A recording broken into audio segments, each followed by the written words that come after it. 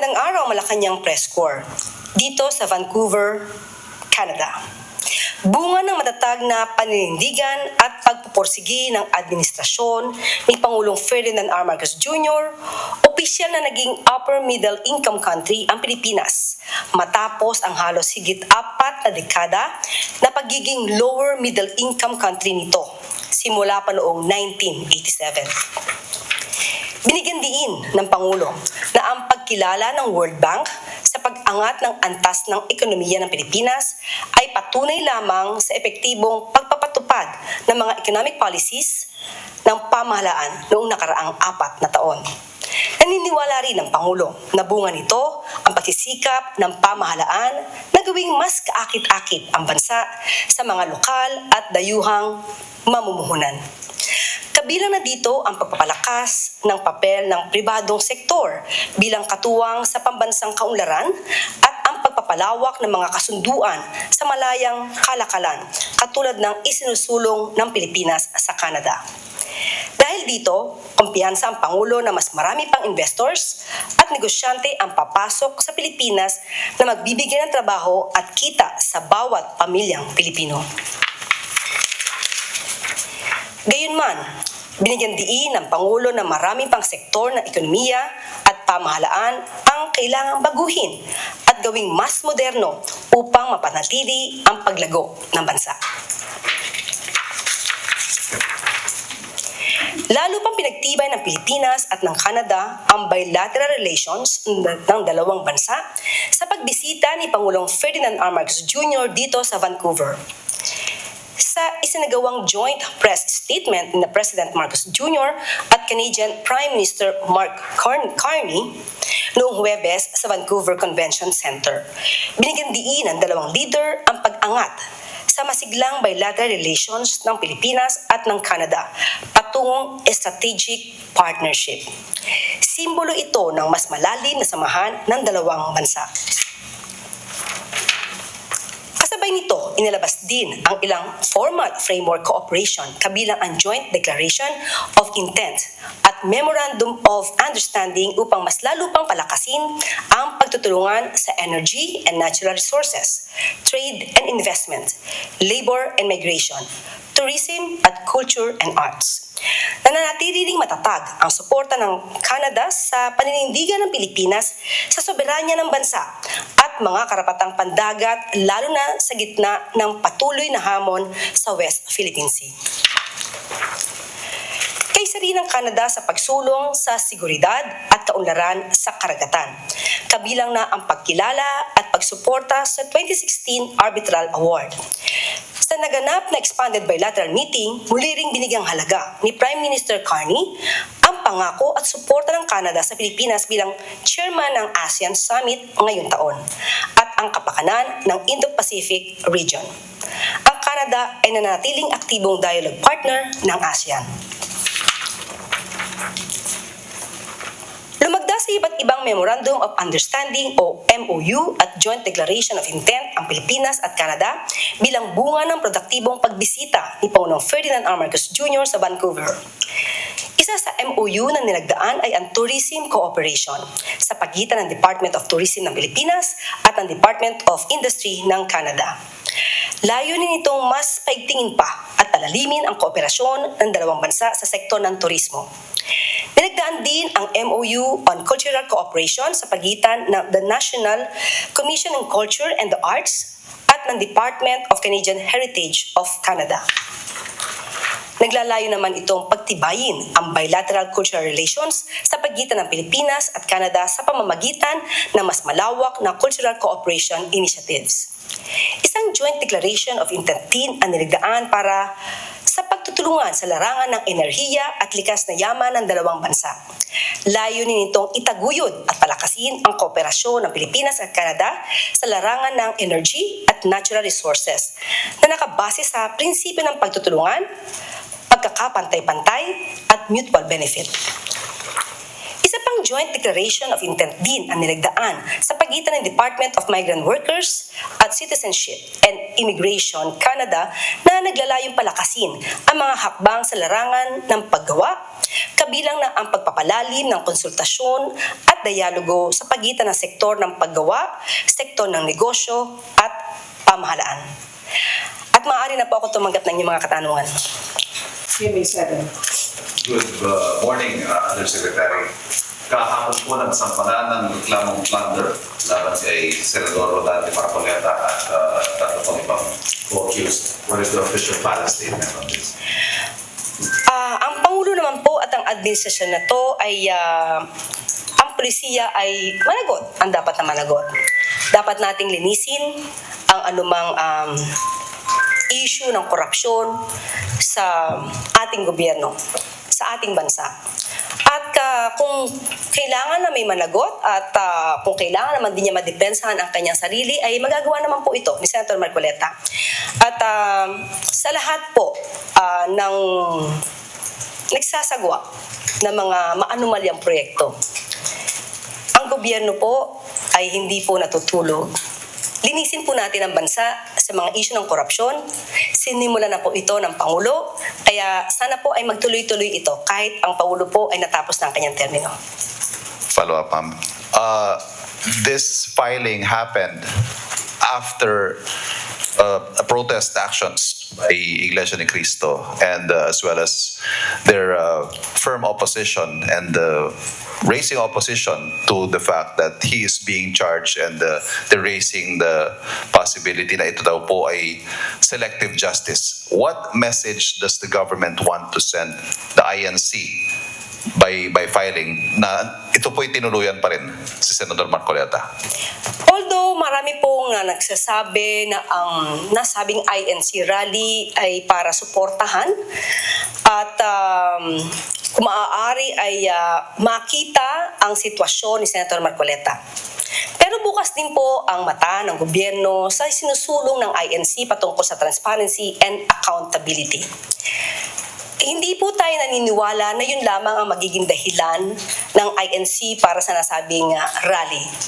Kung tayo po at lahat tayo, pati po ang miyembro ng INC ay para sa transparency and accountability, ganun din po tayo, ganun din po ang pamahalaan, ganun din po ang Pangulo. Sabi nga po natin, wala pa pong rally, nagsisimula na po. At nasimula na po ng Pangulo ang magpapanagot sa mga dapat na managot. Malamang ang mga miyembro po ng INC ay makikita naman nila kung ano yung mga elemento na nailagay patungkol sa di umano'ng plunder and graft cases.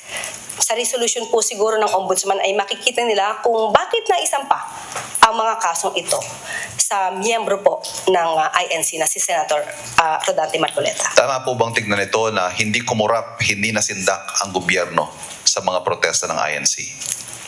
Tama po, hindi naman po kailangan magpa-pressure ang gobyerno at ang mga nag-iimbestiga, pati na po ang mga korte natin sa mga pressure ng ibang mga grupo.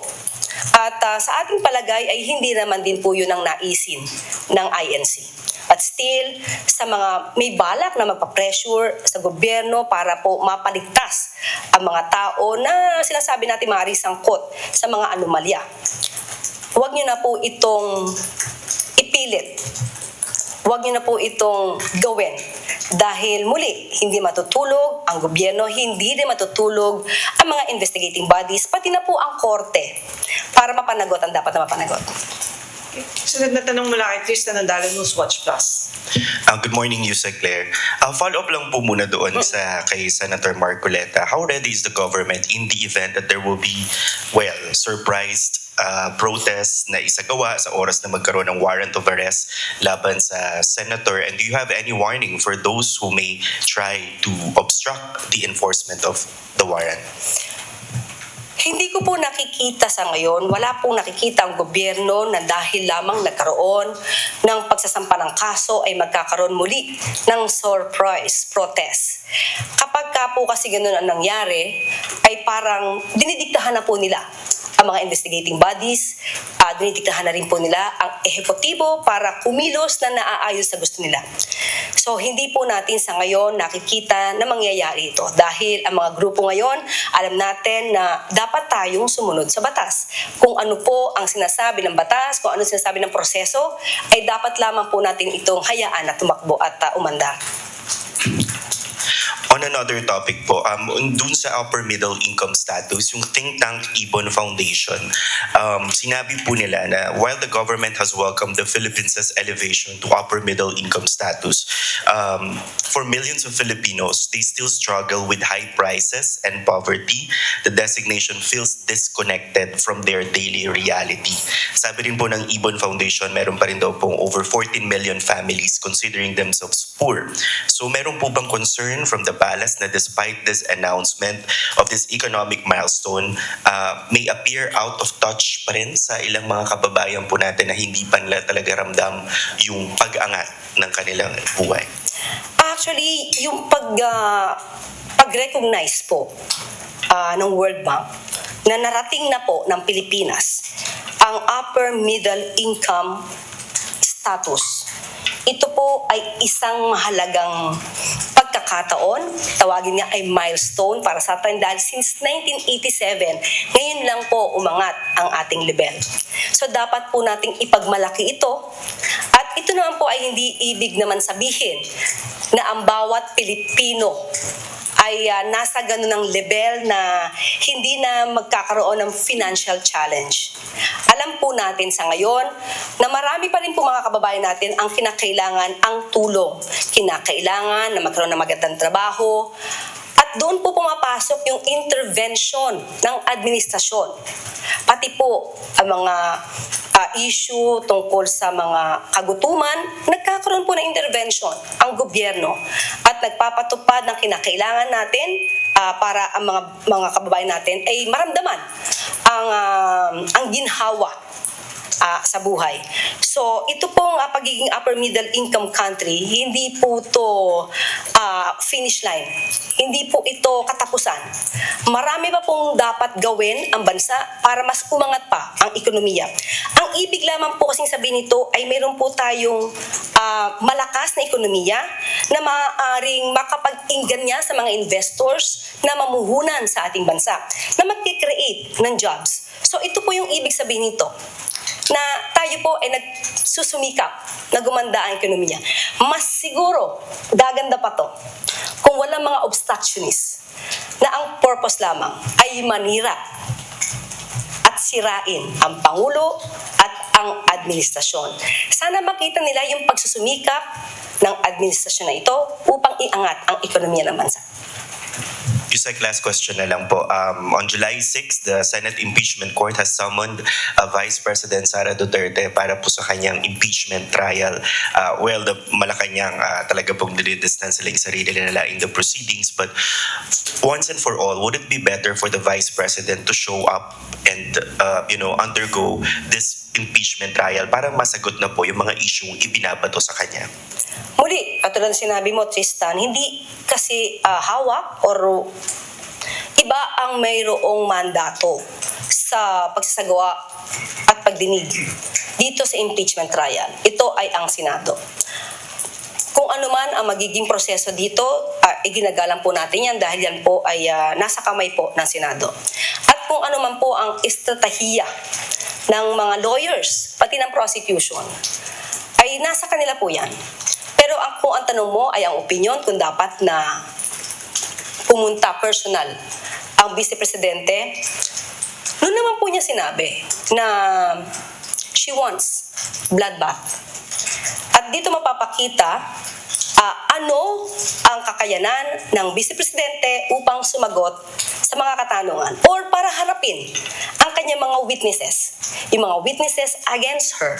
Yung mga witnesses at mga testigo na maaaring magsabi ng mga statements na hindi papabor sa kanya. Yan naman po ay karapatan ng isang respondent, ng isang defendant, maski na ng isang akusado na harapin personal ang kanyang mga testigo or mga testigo laban sa kanya.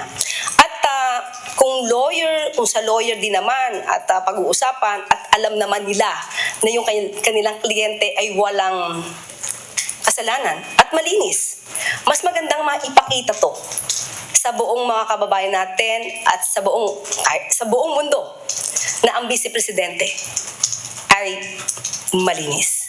Kung yan ang gusto nilang ipakita. Mas maganda pong gano'n. Sunod na tanong mula kay Kenneth Pasyente, PTV.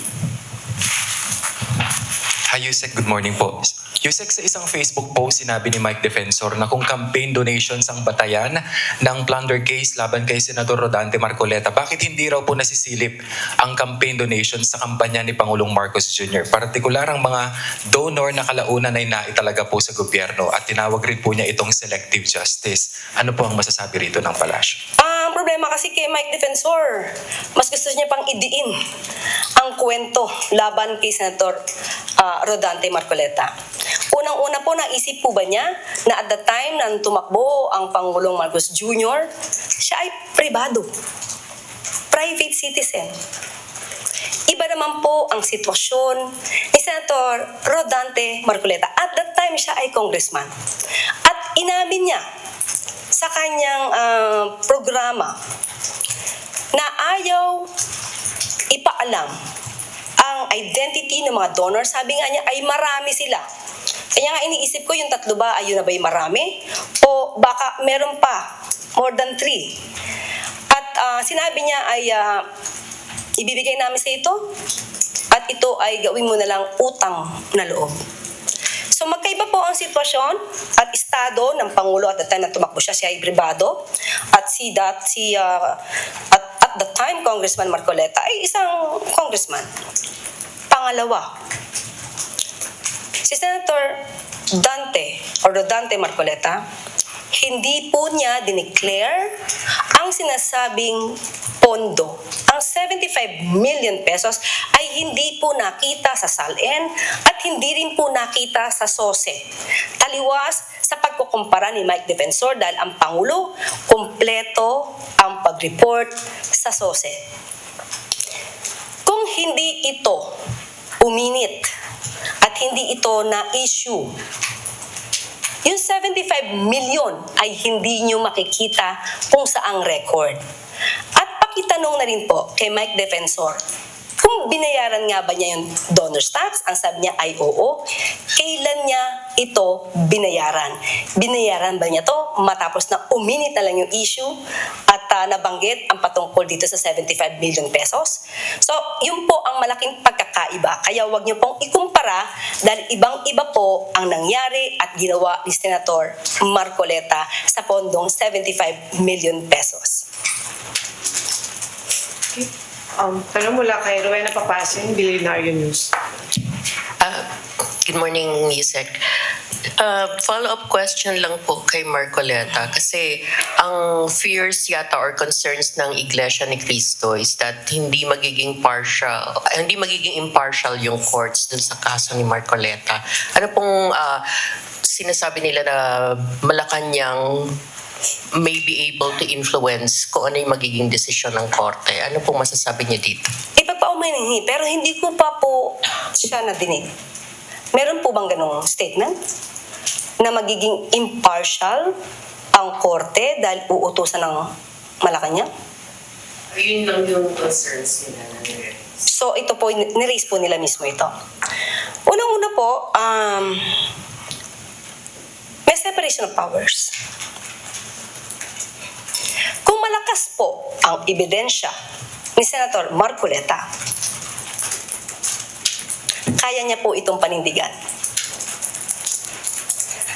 Walang pag-iimpluwensya, walang pambabraso, walang pang-pressure ang gagawin ng ehekutibo. Dahil ang ehekutibo at ang Pangulo ay ginagalang po ang desisyon ng korte. Huwag po nating bigyan agad na mali siya kung ano ang magiging desisyon ng korte. Dahil wala pa po sa puntong yun. Nandun pa lang po sa pag-submit or rather pag-file ng case sa Sandigan Bayan. So hindi po maganda na bigyan natin ng dungis ang ating mga korte, ang ating justice system. And one other question po, Yusek. Ano po ang reaction ng Malacanang na nung pumunta kayo, lumipad kayo, going to Vancouver, ay protesta yung iniwan nyo. Pagdating dito, may mga protesta pa rin. Ang Pangulo naman po, siguro lahat naman ng bansa at lahat naman ng mga leaders ay sanay sa protesta.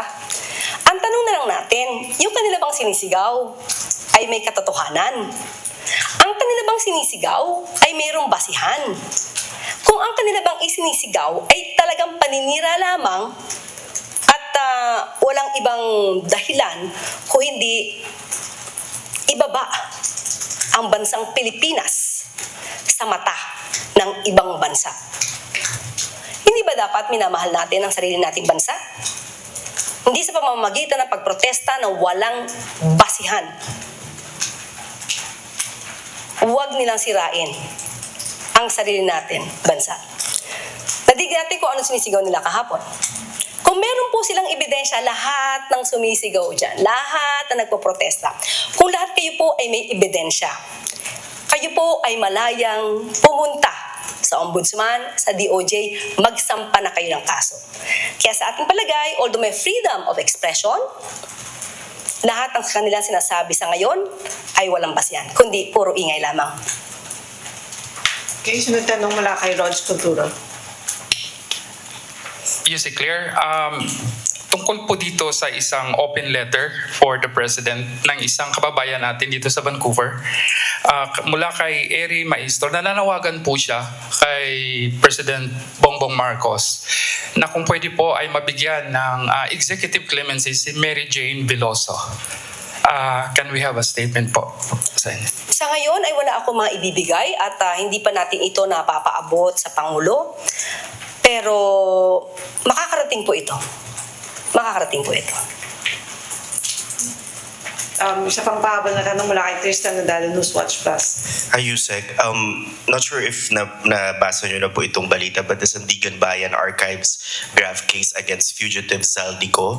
Ang sabi po ng Sandigan Bayan, because he has remained at large for more than 6 months after the arrest warrant was issued. While the IBP says it's procedural, ginagawa naman po talaga yun ng court. Pero po, meron bang parang kasi baka ang maging perception is ang tagal hindi pa rin nahuhuli ni Zaldico. So is this a wake-up call para din po sa mga authority to pursue Zaldico intensely? Hindi naman po pinapabayaan ang obligasyon na hanapin si Zaldico. Dahil sabi nga po nila, napakahalagang testigo ni Zaldico at mahalaga rin po siyang tao para sagutin ang mga akusasyon na ibinabato sa kanya. Tandaan po natin, siya po mismo ay may kaso at siya ay may pending warrant of arrest.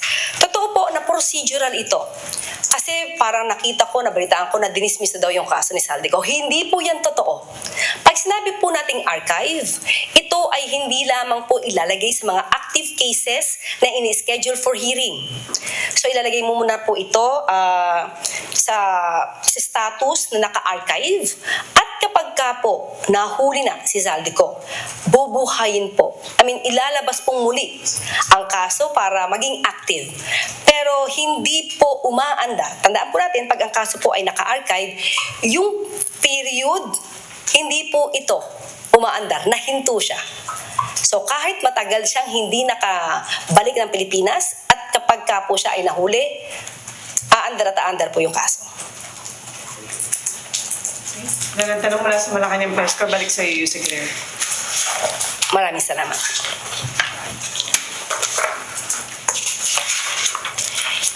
Dito sa Vancouver, Canada, bida ang saya. Sa gitna ng sunod-sunod na meeting ni Pangulong Ferdinand R. Marcos Jr. at Canadian Prime Minister Mark Carney, nagtapos ang araw ng dalawang leader sa isang pamilyar na destinasyon para sa mga Pilipino, ang Jollibee sa Vancouver, Canada. Dito, ibinida ng Pangulo kay Prime Minister Carney ang ilang Filipino food at ang sikat na Chicken Joy ng Jollibee. Nakasalamuha rin ng Pangulo at ng Prime Minister ang mga Pinoy crew ng fast food chain, kasama na ang mascot ng Jollibee. Nakipag-selfie at nag-dine-in ang dalawang leader kasama ang ibang customers na kumakain doon.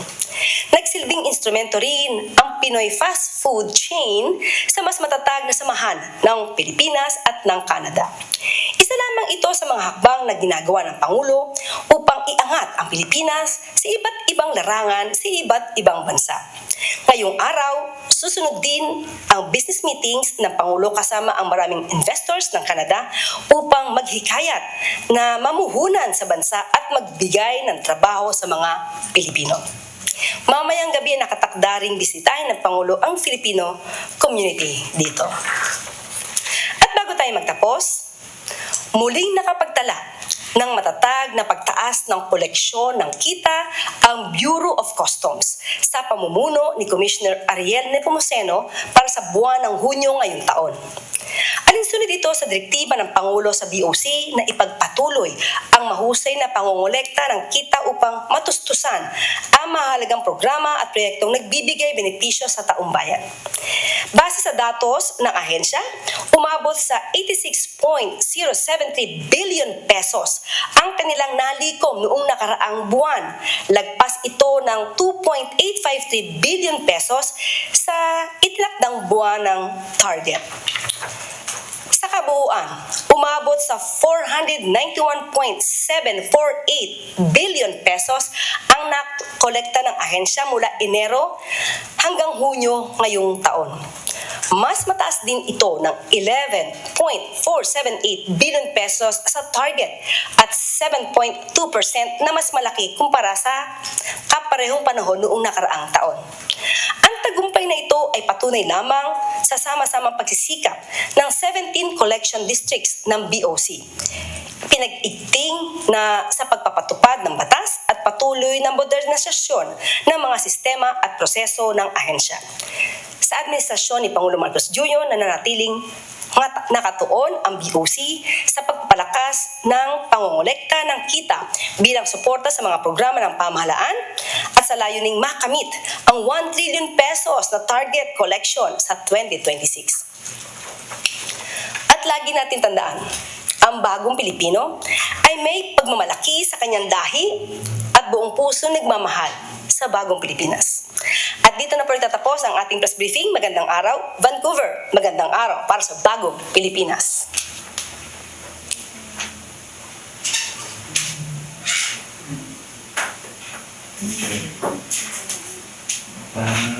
Thank you.